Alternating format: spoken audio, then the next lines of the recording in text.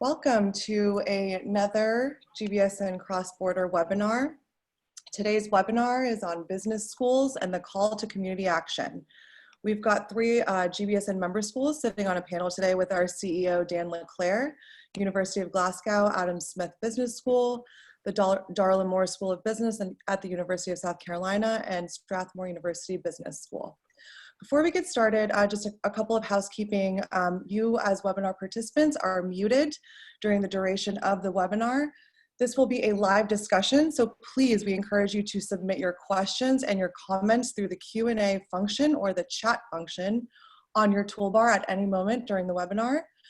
Dan, who is moderating the discussion, will try and get everyone's comments and questions answered throughout the duration of the webinar. This webinar is also being recorded, so you will receive the recording of the webinar following the webinar's conclusion.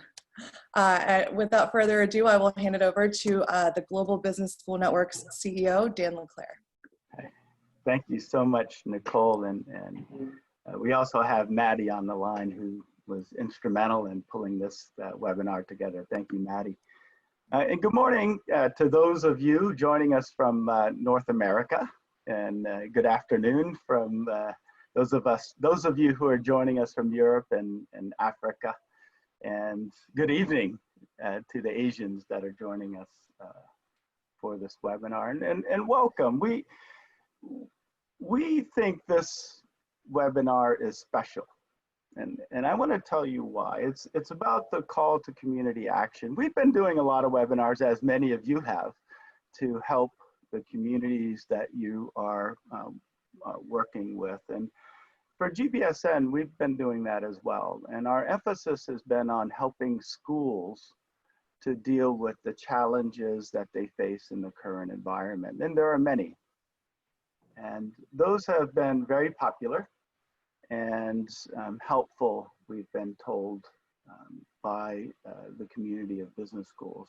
But this one's special because this is not about schools helping themselves. It's about schools helping their communities.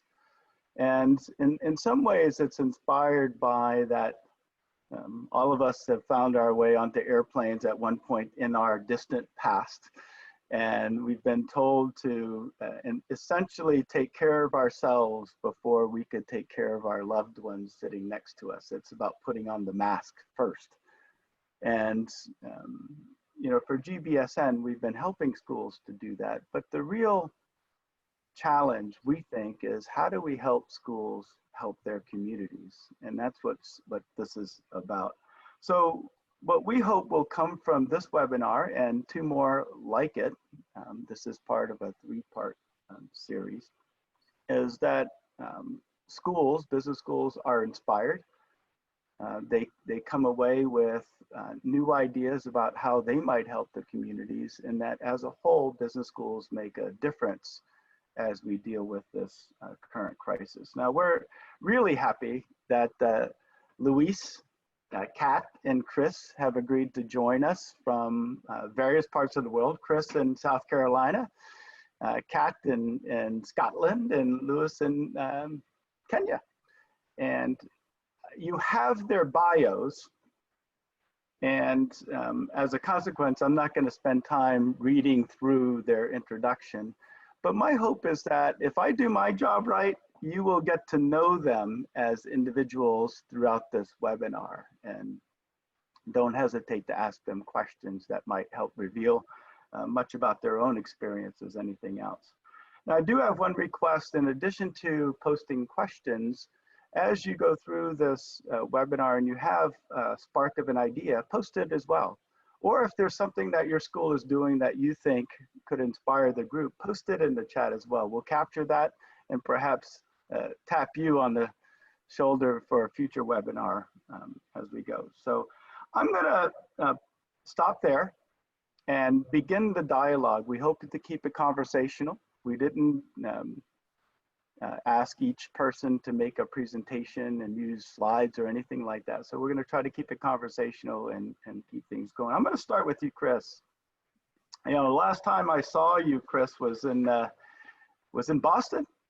I remember the name of the restaurant. It was It was the Friendly Toast. We had breakfast at the Friendly Toast in Boston, and we started a conversation then about research and the kind of research you were doing as an international business scholar. If I remember, it was about resilience in organizations, and that I am sure has been very helpful in this current environment.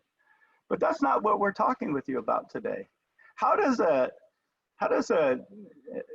international business professor find his way into ultraviolet disinfecting of N95 masks? Tell us a little bit about how that happened, Chris. Well, good morning, everyone. Good afternoon, good evening. It's a pleasure to be here. Yeah, Dan and I have a tendency for early morning breakfast meetings is the pattern we're setting. Someday we'll meet for lunch or dinner, but not yet. So Dan's referencing a project that I've gotten involved in that uses ultraviolet light in order to disinfect contaminated N95 masks. And in fact, it can be used to disinfect any number of other things. But in the current situation, we're using it to disinfect N95s. So I'm going to share through the chat now the link to the website, which I believe I just did, uvgi-diy.com, and you'll see the device that we've built. So to answer Dan's specific question, how did I get involved? It was through the father of a friend of my third grader who started this project directly and reached out to the broader group around him to ask for help. And I'm naturally inclined to get involved in things and sort of jump first and ask questions later. And so I got involved in this project, and the short version of the story is that ultraviolet light has disinfecting properties, as I'm sure we all know. You leave something out in the sunlight, it's a little bit cleaner after it's been in the sunlight for a while. So specifically to disinfectant, there are 3 wavelengths of UV light, A, B, and C, and UVC wavelength is germicidal. And it's been used for decades in hospitals in order to disinfect hospital rooms. So it's not uncommon for hospital rooms to actually be painted in a UV reflectant paint. It's sort of, it looks like a regular painted wall, but in fact, it functions much as a piece of aluminum foil wood and bouncing light around. And so after a patient leaves a hospital room, they'll roll in this big tower of ultraviolet light and turn it on, and it basically just zaps germs and bacteria and viruses and all that kind of thing. They've been using it also, with portable units to roll it into ambulances, to disinfect ambulances after around, that kind of thing. So the technology has been around for a while, but what we don't have nearly as much of are smaller portable units that might go from location to location. And certainly in the United States and in South Carolina, where I live, like many parts of the world, if not everywhere in the world, there's a dramatic shortage of personal protective equipment. And so adapting this ultraviolet disinfectant technology, putting it into a smaller device so that it can be moved around and zap coronavirus off of N95s was something that we worked on. So you can see the design that we wound up building. It looks just about exactly like you would expect a medical device built by a business school sociologist to look like. It ain't much to look at, but the technology behind it is sound, and we've put our plans out. It's now being used by our fire department here in Columbia, South Carolina, which is the state capital where the University of South Carolina is. They have a mobile unit. They're prepared to disinfect several hundred N95s each hour using a scaled up version of our product. The University of South Carolina has also taken delivery of some of our devices, and it's become part of their strategy for reopening the university to students because they don't have enough N95s to go around either. And we've also shipped several of these devices to other fire departments around the state of South Carolina, and the plan is out there and being considered by numerous first responder groups around the country. So, I got involved through a personal contact. So in essence, I think the bigger takeaway for the business school community is, I helped them refine the design a little bit, but that's not really what business school folks would do. We manage, and so this is what I did. I took something that was a pretty straightforward demonstrated technology, and if you look at the website, it attends to what I think a lot of those key issues are that managers have to face, which is first and foremost demonstrating proof of concept and that the thing actually works. And so there's a whole page of scientific references, and there's also contact information for large-scale organizations who have already adopted the device, and they've gone through the process of considering how it should be used, how it might be used, its pros and its cons. So I've given people information about the device itself, and then I've given folks information about others who have already vetted the device, who might be on a similar decision-making scale to them. Okay, and that's really sort of what managers do, right? We help people understand how to access information, where to go to look for information that's relevant to their decision making, and then we help them coordinate the people needed in order to make that decision. And so even in a time of pandemic, with a sort of a device or a technology that's new to us, we're still doing the same basic core function, that I think we really deliver a lot of value at in business schools, which is just connecting people with information and helping them connect with each other to make use of that information. So on the one hand, we're sort of expanding into community action and innovation spaces, but we're doing that by really making sure we attend to our fundamentals.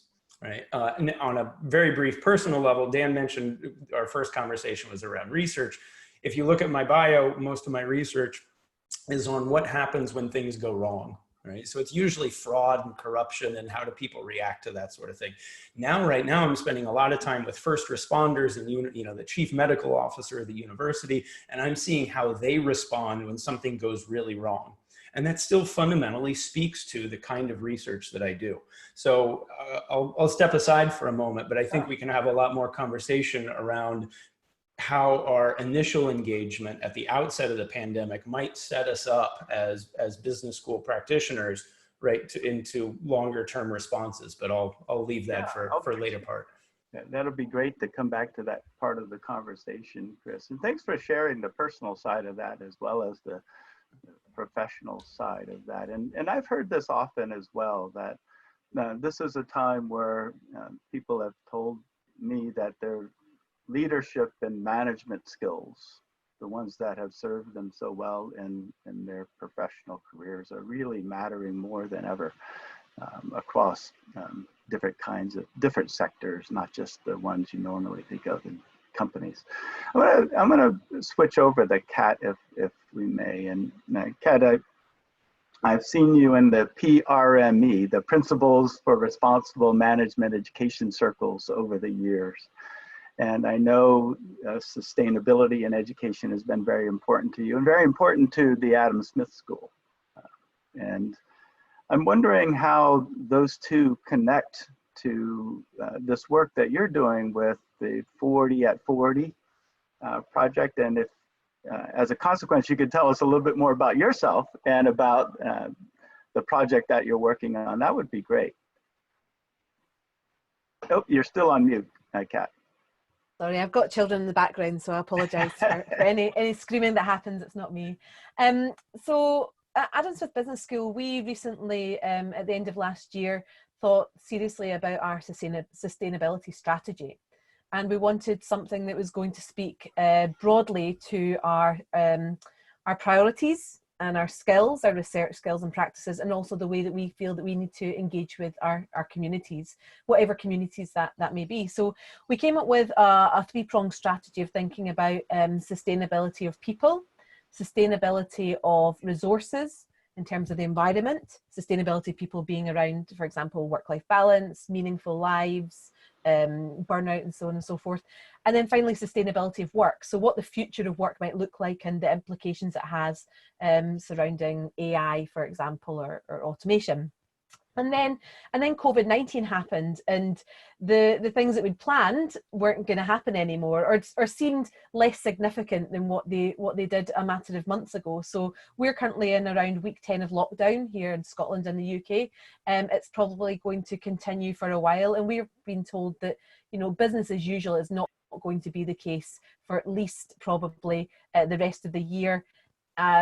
If not longer into the future. So what we really wanted to do was think about, well, these principles still stand. They still mean something to us, and they still mean something to our communities and to our students and to our staff. But how can we actually think about that as being the way that we start thinking about our response to COVID-19 and our value and what we can do for the community? And one of the things, picking up from what Chris said, was about connections. So people in business school overall, they're good at managing, but they're also good at connecting. So we're a hybrid discipline, we're multidisciplinary, we're plural in our very nature of a business school. So how can we actually use that to leverage and make these connections happen? So we decided to begin thinking about these connections and develop a program called DigiGallus. So Gallus is a Scottish word, and it means savvy or enlightened or enterprising in some way. So it's Scottish dialogue. And we started to think about this first by compiling a series of tools that was going to help our students as a community and our staff as a community think about what it means to work during COVID-19. Because of course we have thousands of people, thousands of students going into the world of work, and that's changed from what we were teaching them for 3 or 4 years previously. I've put the link to DigiGallus there that people can go in and have a look at there. Part of this was connecting with our broader community, and through that we developed a series called 40 at 40, and this is 40 experiences of people working that marks our 40th day of lockdown here in the UK. And we decided through that to put a call out to everyone and say, we want to hear about your experiences of work. And what we got back was a phenomenal response from the community, and that's the business community, the not-for-profit community, the kind of public and government organisations, with people wanting to tell their story and make a connection with other people. Okay, so things that we take for granted about how we understand what other people do on our own workplaces, but also work in the broader kind of economic and cultural landscape, we've been denied of in this time. And that forms, for a lot of us, part of that human connection. And what we found with the 40 at 40 series is that people were interested, yes, in what was going to happen in the future economy, yes, in terms of business survival, but they were also more interested about how work as a holistic concept is going to change. So what we think about is the day-to-day experience of how a lot of us spend our time, and spend even more time thinking about, is going to fundamentally change. And what we wanted to do with this series was provide a moment for pause. So there was a lot happening in the media. Our students and our communities were being infiltrated with webinars, with guides, with how to make sure your business was surviving, how to make sure that you were, not doing detrimental damage to your children by homeschooling, how to make the best, 3-course meal, all this kind of performance that was happening in social media channels. And with 40 at 40, we decided we wanted to create something that lets people to pause and to connect with what work means. So we've got some fantastic stories. Again, the link's on there. We've got stories from people who have started work during lockdown, have applied for jobs. We've got a priest talking about how he went digital with his work. We've got someone who came out of maternity and went straight into frontline duties in the health service. We've got people talking about their experiences of juggling or not juggling. We've got people thinking about, we've got someone talking from public health about how organisations are changing the way that they physically think about their space. And it's the kind of richness of these experiences that we have seen as connecting people, and they've been so evocative in making people think about what it means to work in COVID-19. So I think from our experiences, the take home is, how as a business school do we allow people to connect through leveraging the skills that we have? We're not just talking about research expertise in terms of our defined areas, but what research skills we have and what knowledges we have and what networks we have to make things happen and provide mediums and catalysts for allowing other people to connect. And then finally, I guess the one thing that's come out of DigiGallus is the second step that we're doing is creating that community link further and thinking about our students connecting with our community when they're in lockdown.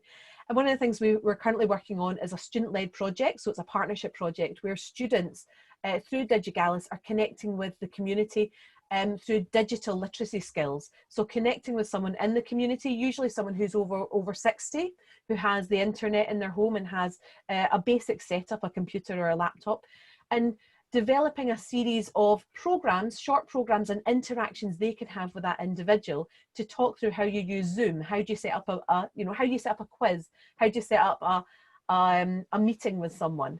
And I think this is at its earlier stages, but I think what we're actually seeing here is it's not just about what we do for the community, but actually what our students get back from doing that as well. Because what we have here is some key employability skills that we're talking about, intergenerational learning, intergenerational discussion. And we have our students who are learning things from people who are in their 60s who've had things happen to them. I mean, we know from our students that this, for a lot of them, is the most significant thing that's ever happened to them. For individuals in their 60s, a lot of other life events may have happened that they've learned to navigate and learn their resilience through. And I think from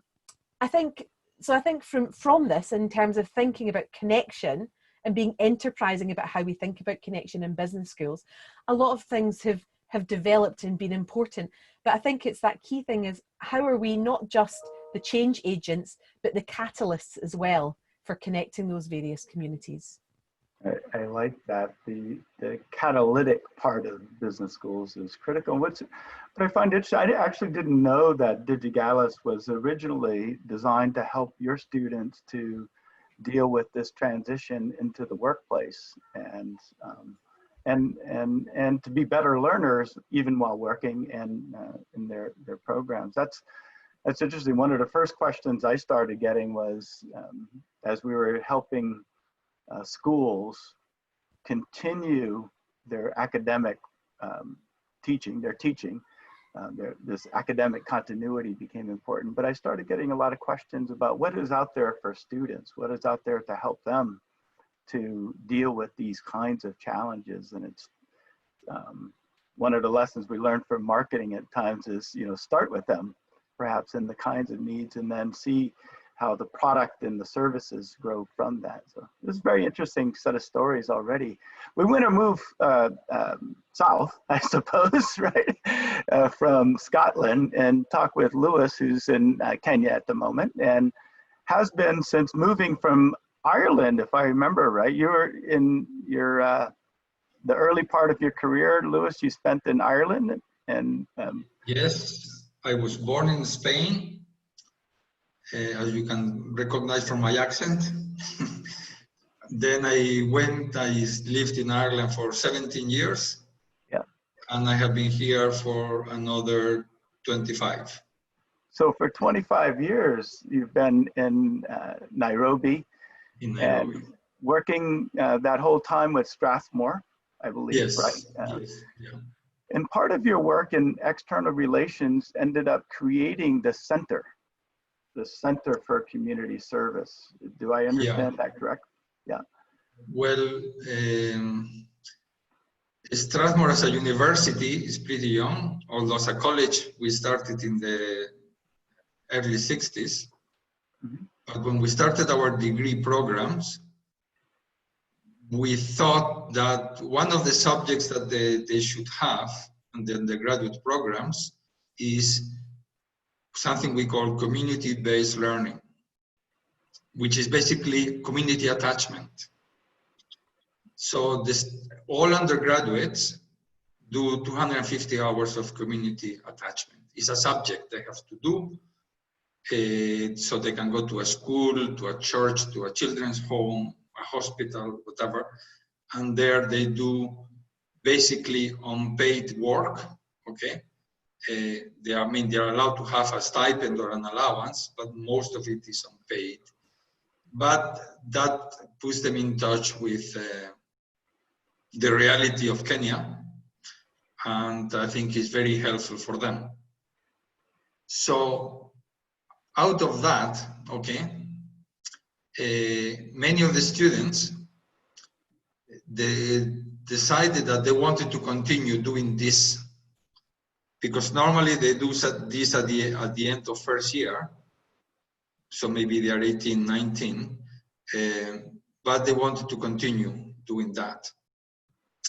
Then me, as the head of the community service center, I was thinking, how can we make this investment of time and of money, of resources, into something that really is impactful and can really change people, okay? Because they still do. They go to a children's home for maybe on a Saturday afternoon. They play with the children. Maybe we give some small donation of food. And that is good, but I'm not satisfied. I wanted, even if it is less people, but greater impact. So thinking about that, over the last few years, we decided to partner with secondary schools. So at the moment, before COVID hit us, okay, we had 2 different programs, and we were partnering with 18 schools, reaching more or less 8,000 students. So these are boys and girls between, let's say, 15 to 18. Most of the work is done by Strathmore University students, okay? So 8 of the schools are in the slums of Nairobi, and 10 are in a little area, a county called Kitui, which is about 2 hours, so it's rural, okay? Urban and rural.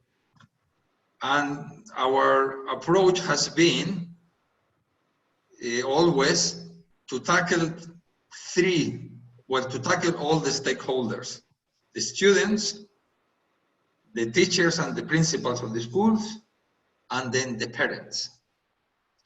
Because if we really want to have an impact on these people, I think we have to tackle the 3 of them, okay? The parents are also important, because if the parents do not appreciate the importance of education for their children, they may stop paying the school fees, they may marry the girl at 17, okay, or they may, whatever, okay? They may tell the boy to go and get a job. So that was the situation. That's what we have been doing for a number of years. Then COVID hit us, okay? So the first thing that the government did was to close all the schools, followed by closing all universities. Most of the students, by the way, the schools we partner with are quite poor, okay? And the students are also from a humble background. So, because there is material for them to continue their education online, but many of them do not have computers, and many of them also do not have even smartphones, okay? So, but there is a website where you can go, even with an old phone, an old mobile phone, the old generation, you can still access, you can read lessons, you can do exercises. So basically what we have been doing for the last couple of months is to try to recreate what we were doing in person in the classroom and try to do it digitally. The advantage of this is that once the material is done, because what we do, for example, is we have little discussions or stories to do with life skills, resilience, okay? Self-discipline, things like that. Also for teachers, okay? We have prepared audio. So now what is happening is that what before we were only reaching 8,000 students, now if we find the means, we can reach the whole country. Okay, so there is, we have not reached the whole country, but we are in it, okay? Through social media, especially if the students or the parents or the teachers find it helpful, okay, then all this material that we have been preparing and distributing through social media can reach countrywide, okay? So that is the wonderful thing that has come out of this crisis, okay? So we are, yeah, we're in the process, we're still creating more material that is relevant, that is interesting, okay? And then try to get feedback. We know that the other thing works, the face-to-face, okay? Because, for example, of 50 students that sat the end of secondary, okay, last year, they sat it in November 2019. These are kids from the slums, okay, from very poor schools, very poor, humble background. 50% qualified to go to university. Now, what you normally would expect from a school like that is, if you're lucky, you get 5% to achieve that. We have reached now 50%. And we were hoping that in 2020, the challenge was, let's aim for 60%. I don't know what will happen this year because, I mean, our things have been interrupted, but we are reaching more people digitally, and we still have to measure whether, of course, the digital impact is the same. Well, it will not be the same, certainly it will be different, but anyway, so that's what we have been trying to do, and a lot of this is done by university students. They mentor, okay, normally they also teach maybe, and they have, anyway, so that's what we are trying to do. Great. Well, that's a great story about adaptability on a platform that you had already established, but when disrupted by COVID, managed to convert into something that is potentially more impactful and with a wider group even. What we want to do is perhaps go to quickly, it's not really a question that came in, but it's a comment. It is one that we've heard before. What doesn't kill you makes you stronger. And several of you have pointed to this, I think, initially, but maybe if we start with you, Kat, how has this work with 40 at 40, DigiGallus, how has that made the university, the business school, stronger? I think we've always got to be careful when we say what doesn't kill you makes you stronger in a global pandemic, because it doesn't become a metaphor. It actually becomes something that's quite intimate to us. And I think we've got to be aware that a lot of our staff and our faculty and our students, it's something that's happening not on their doorsteps, but to people that they know. So I think the important thing is that we keep that in our minds and make sure that that's the primary goal, is actually looking after those people and supporting those individuals in whatever way we can, because at the end of the day, that's, we're coming down to existential matters of life and death at the moment. So we need to keep them in mind. In terms of thinking about it as a business school, I don't think it would be appropriate to think about it as making us stronger and being opportunistic, but instead thinking about how we can leverage what we know we're good at already and how we can actually use that in a way that is productive beyond the business as usual of what we usually do during this crisis. So I think what it's allowed us to do is think a bit more holistically about, for example, research. So we often think about research as going down quite a particular road in terms of outputs and some engagement, but usually that engagement coming directly from a research expertise. Now what we are able to do is think about research as providing us with a set of tools and a set of practices and skills and knowledges and networks that we can actually maximize and benefit from beyond those those output-driven, quite closed categories that we think about. So as a business school, at Adam Smith Business School, you know, we always kind of think about being enterprised and engaged in a particular way. And what we see ourselves being able to do in the foreseeable future is think about these tools and things that we know that we're good at already as helping us reach and connect with different communities and support those different communities in different areas of business and economics, but also broader society as well. Chris, I saw you nodding your head a few times during that set of comments from Kat. Yeah, not just. There's really some common threads going on here that are really important, and I would tie them in also to a comment we got in the chat, which is the need for connectivity with the non-digital population. So let me see if I can tie all these things together in a brief comment. I completely agree with Kat that, you know, at the start of a huge shock like COVID-19, it's critical to play to your strengths. Right. I mean, you know, if something like COVID hits and people in your school are skilled at teaching adaptation and change, then you don't have to convince yourself of that. You just already know it. Right. And you probably start to reach out and start to communicate, you know, strategies for adaptation and change to external stakeholders and that kind of thing. Right. But not all of us have that as a strength, right? There's a lot to be said for business schools teaching fundamentals also. On a normal Tuesday, this is how you can be better at your business. Some of us are a little bit better at that. And so I think we have to think about, you know, what are our strengths right now? And we play to those in the short term. But as that plays out, you also have to be very honest with yourself as an institution, as a educational institution, about what of your weaknesses have been exposed, right? And how do you fix those in the longer term?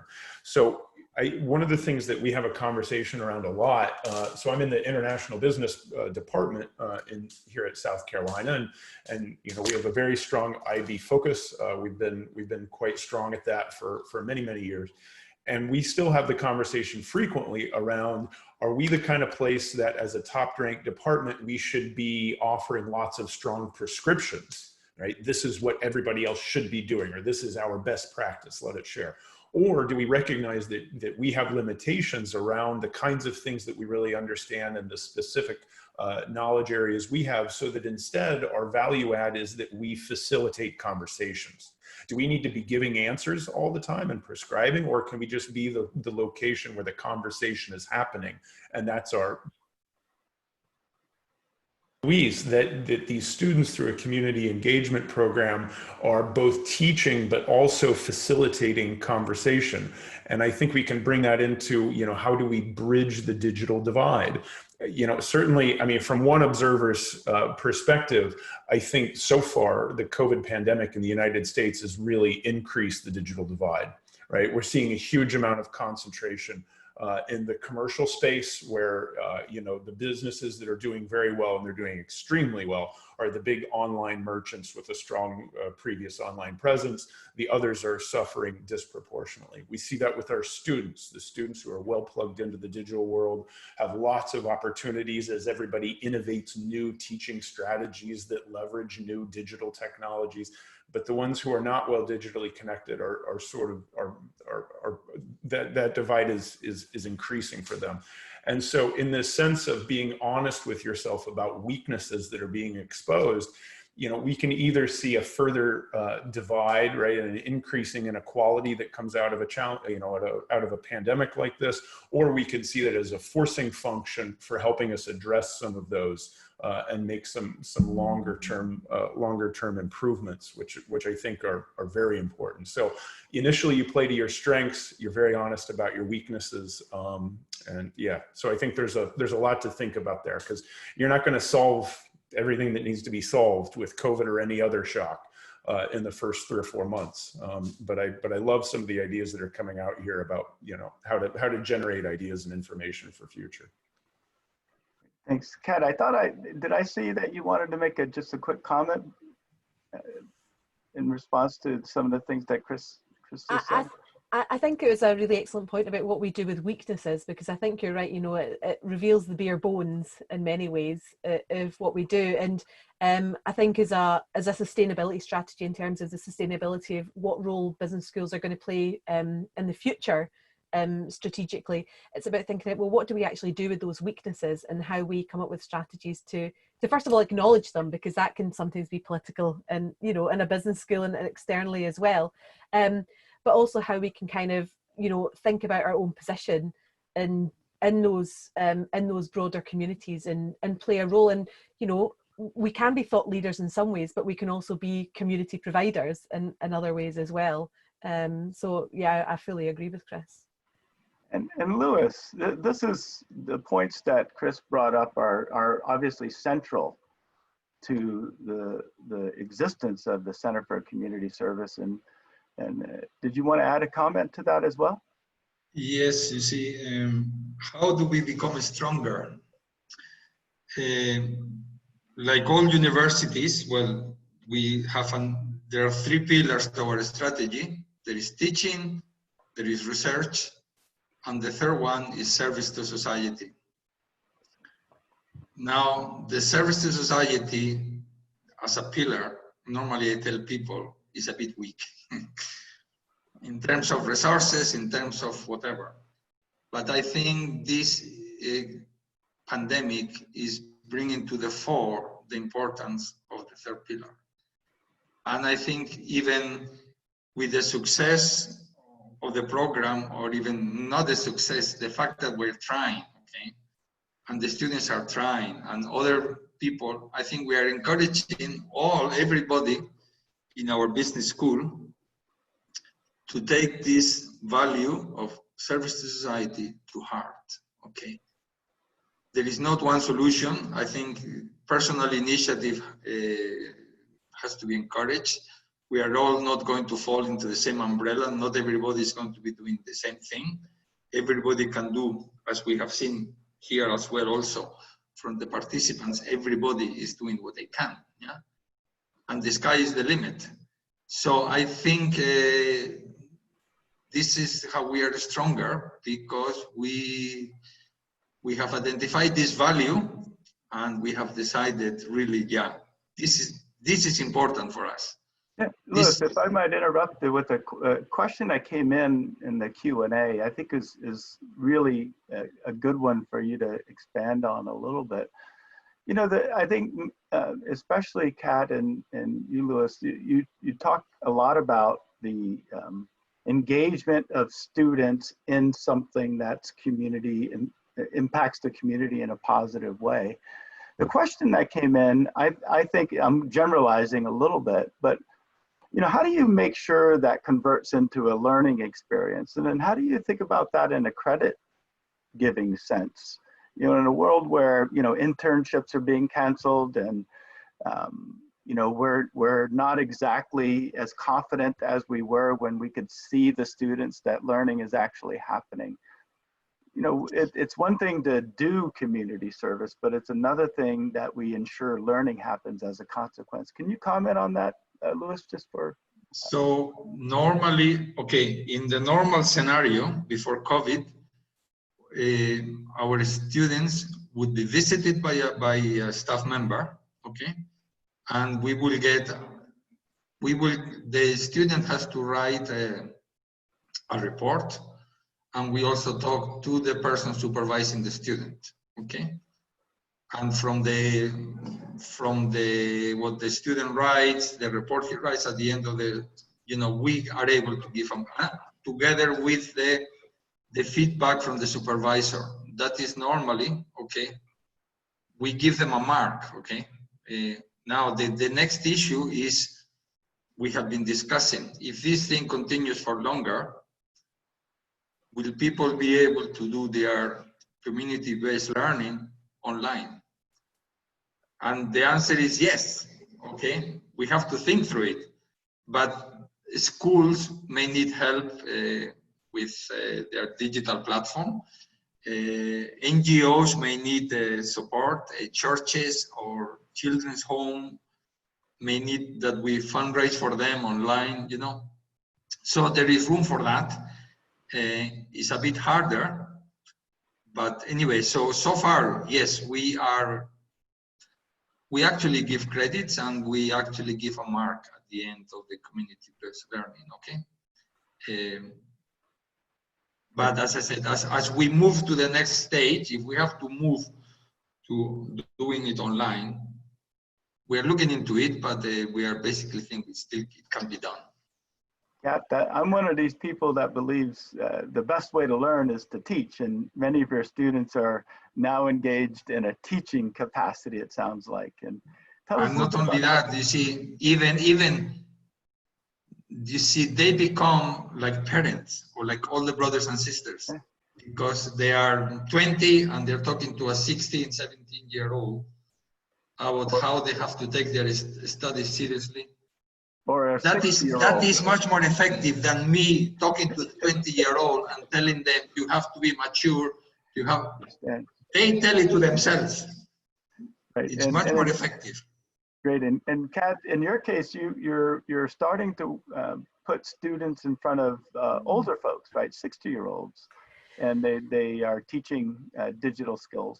Well, this is, I mean, as I say, this is a very much a work in progress. So it's a really exciting time. But when you were speaking, I think I had a conversation just yesterday with a student about it, and we were talking about it, and some of the things that they said actually were really resonated with your question. So the one thing is that this is not about charity. So it's not a kind of Victorian form of charity where, you know, the old business school or university on the top of the hill bestows their labor on the community.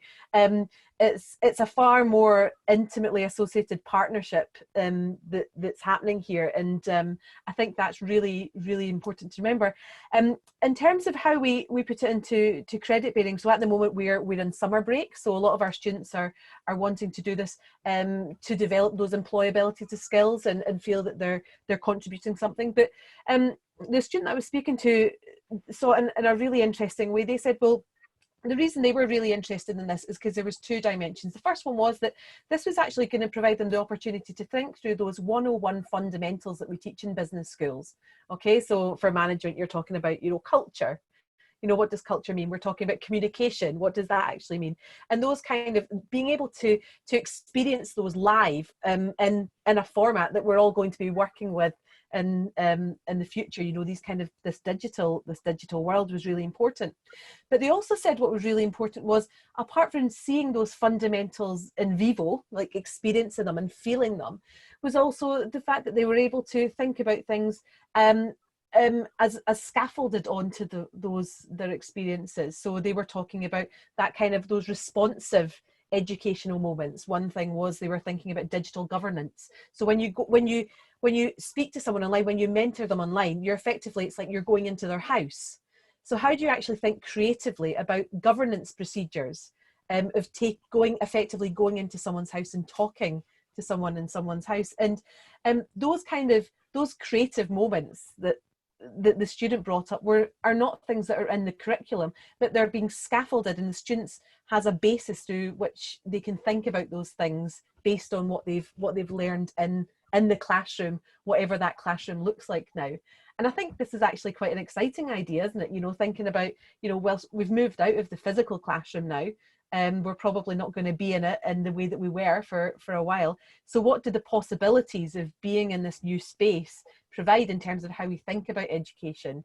And that, of course, filters into how we think about credit bearing and the portfolio of education we provide for our students.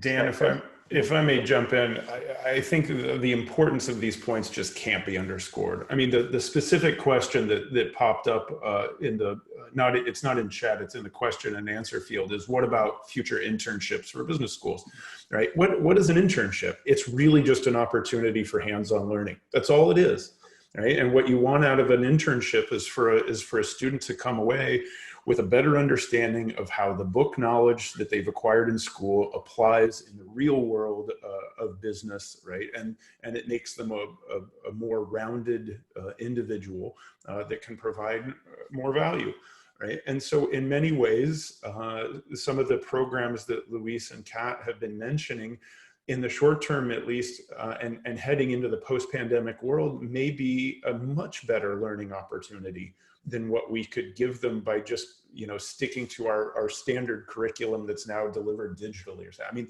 the learning value of these kinds of adaptations and practical experiences that Luis and Kat are describing, the value to our students is, I don't think it can be underestimated. And that's why it's so nice to see creative thinking on schools' parts on how to plug students in new ways given the current pandemic. Because that's, you know, the biggest knock on business school students is always that they lack real world experience. Well, here it is. You know, you can either try to avoid it by burying yourself in online classes, or you can go out and engage it directly.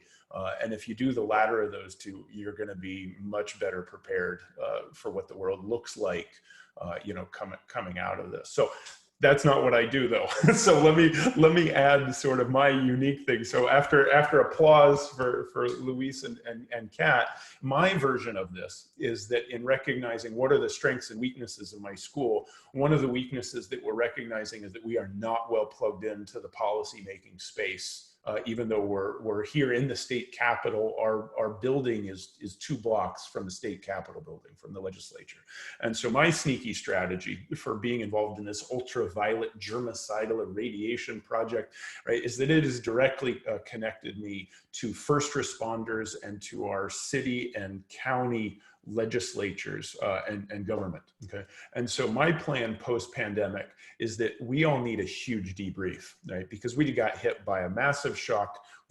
There was some understanding of how to deal with it, but there was a lot of things that we had to learn on the fly.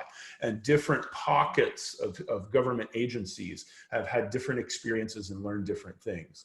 Okay, and again, do I have to be the place where I prescribe what to do next? No, I don't know how to do this stuff. But now I have a really good understanding of the network where this information lives, right? And who experienced what and how they were creative in dealing with it. And so now I think that I can be the person who facilitates this conversation. And so what I'm imagining is a new program at the business, you know, being led by the business school as the location where the conversation happens, that now by being involved in this project out in the community, I can then invite all of these different reactors and stakeholders and governance groups into a shared conversation, so that one of the longer term benefits that comes out of this now is a distributed amount of information on how people dealt with different scenarios. And that's going to be a new sort of way that my business school can connect with a critical group of stakeholders that we are not well connected to right now at all. Now, how does that train, you know, can we charge for it? Can we give students credit for this? You know, these are administrative issues that, thank goodness, are above my pay grade. It's why I'm not the dean, right? But those things can be worked out over time. Okay, so whether you're plugging students into new opportunities right now, if you're thinking about new groups of people that you might bring into your business school as part of a learning exercise afterwards, there's a huge amount of opportunity out there. Well, thanks for shifting us into that part of the conversation, Chris. Quickly, Louis, if we turn to you and continue with what Chris has brought up, and that is, what are you taking into the future from this experience? You know, what do you think you've learned about this, and what do you think will last in terms of the lesson? Just quickly, and then we'll shift over to Kat for the last word on that before we close out this great this great webinar. So maybe one of the things we have learned is that maybe we need to be thinking bigger. Some government institutions, including working in education, have shown an interest in the work that we are doing. Okay, they would like to understand exactly what we do. Okay, so what began as a little project, okay, trying to help a few students, especially if as the weeks go on, we prove that the concept works. I would not be surprised if other people engage us and say, well, it seems that what you are doing is working well. What can we do? How can we make it work in other universities? How can we make it work in other scenarios? Okay. So I am encouraged. Of course, it's a lot of work, but basically thinking about the needs in the community, the needs in Kenya, the needs in Africa, you know, I think for some reason we were lucky. Maybe we hit the nail on the head, and I am looking forward to maybe developing this a bit more with other stakeholders so that we can all, using technology as well, develop this further. Okay. Thanks, Louis. Kat, what next? Well, I guess this kind of speaks to, there's a question in the Q&A, you know, what action we think should be kept in place in business schools even after the pandemic. And I guess that's the kind of question on everyone's lips now. We're able to take a breath after suddenly, you know, breathlessly all going online with our teaching. And I think for us that those kind of legacy issues are really important. Like, how do we actually use this as a productive moment to think about and reconfigure what we do as a business school? I mean, I think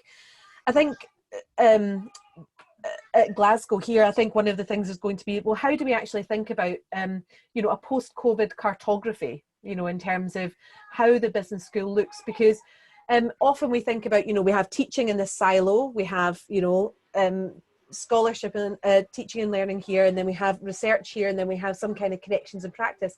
And actually, I think what COVID's done is provide an opportunity to think about not just the crosstalk, but the amalgamation that happens between those various business school activities. So I think probably what we're going to be looking at now, but also in the future strategically, is like, you know, what does a business school cartography look like? The post-COVID cartography, the map of a business school.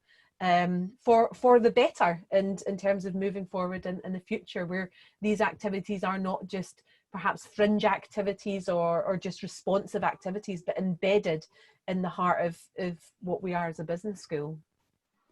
Thanks for that, and thank you, Chris and Louis as well, for I think a provocative and very interesting webinar. You know, I'm trying to think about how I might add value, and it's hard for me, but I sense that many of us can take away that this has been, or is at the moment, a really big teachable moment, but it's also a really big learnable moment for our schools. So it's a moment in which I think students come away with an opportunity to not only make a difference, but to learn, but for us as universities, and to think about what we are and who we are, and the impact that we have is pretty important. And you used the word, actually, Kat, that I haven't heard yet, and that is, it's a productive moment for us. And I think that's an interesting way of thinking about that, you know, how do we leverage this opportunity not only to make an impact, but to leap ourselves into a way of doing the work that we do that is pretty important. And I'd love to continue that dialogue with you and with each of you, Chris and Louis. Thank you so much. And thank you, all of you, for your questions. I think we managed in one way or another to get at everything that was posted in the chat and in the Q&A. So thank you for that. I've loved this conversation, and please be aware that this is the first of a 3-part series. So we will have another one coming up. Look for that information, and another 2 coming up, involving each 3 different schools in 3 different countries, each doing something different to impact their communities in this time of need. So look forward to seeing you there. Thanks.